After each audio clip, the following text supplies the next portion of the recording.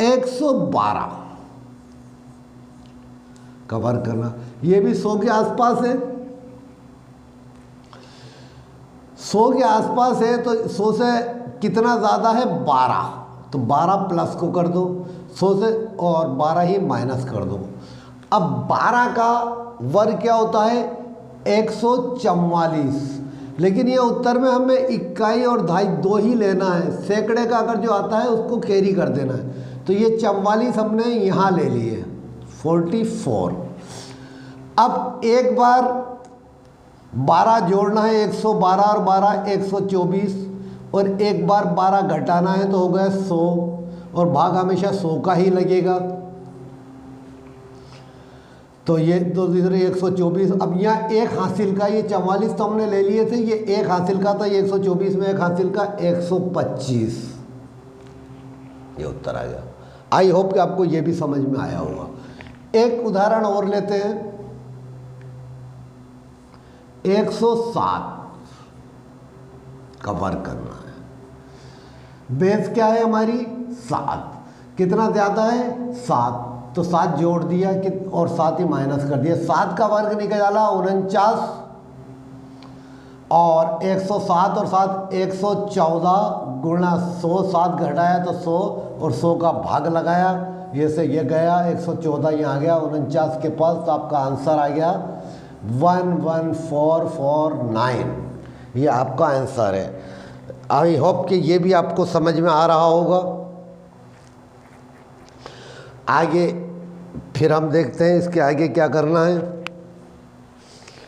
ये डस्टर मैं उठा लेता हूँ और इसको साफ करके, अब 153 153 का वर्ग करना है। इसमें बेस हम 100 नहीं लेंगे, इसमें बेस हम 150 लेंगे। 150 बेस मानी हमने, तो ये 150 माना, तो 150 से कितना ज़्यादा है, 3, तो 3 जोड़ेंगे और 3 घटाएंगे, ठीक है। तो सबसे पहले हमने 3 का वर्ग किया, तो 3 तिया 9, लेकिन हम वर्ग दहाई में लिखेंगे, मैंने क्या कहा, इकाई में नहीं, तो यहाँ कर देंगे हम 0,9। अब इधर प्रोसेस, एक बार 3 जोड़ना है तो 156, एक बार 3 घटाना है तो 150, भाग हमेशा चाहे बेस आप 100 मानो, 200 मानो, 250 मानो, 100 का ही लगेगा। भाग हमेशा 100 का ही लगेगा।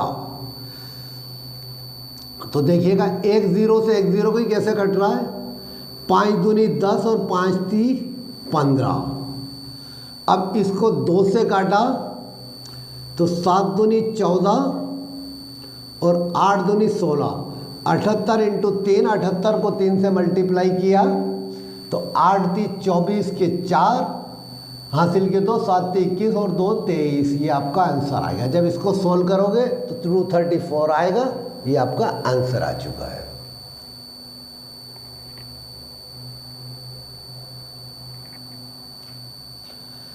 आई होप कि ये भी आपके समझ में आया होगा।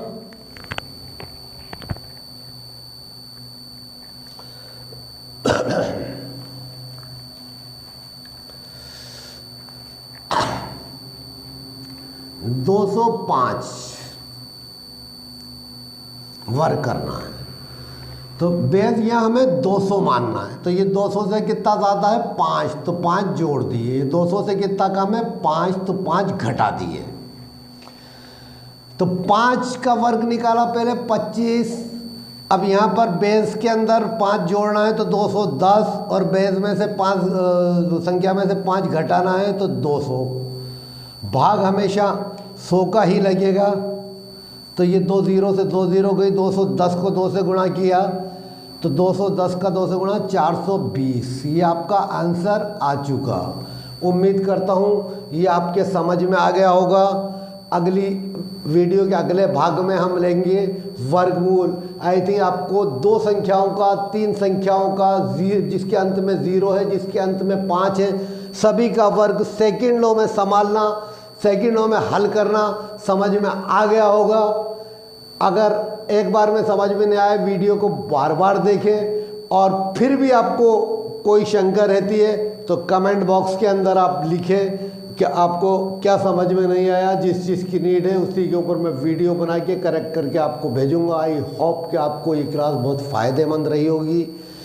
अगले इस वीडियो के दूसरे भाग में मैं आपको सिखाऊंगा वर्गमूल, किसी भी संख्या का वर्गमूल कैसे सेकंडों में निकालते हैं और वर्गमूल से रिलेटेड एग्ज़ाम में सवाल कैसे आते हैं। तब तक के लिए नमस्कार। अगले भाग का इंतज़ार कीजिए, बहुत जल्दी आपके पास पहुंचने वाला है। जय हिंद।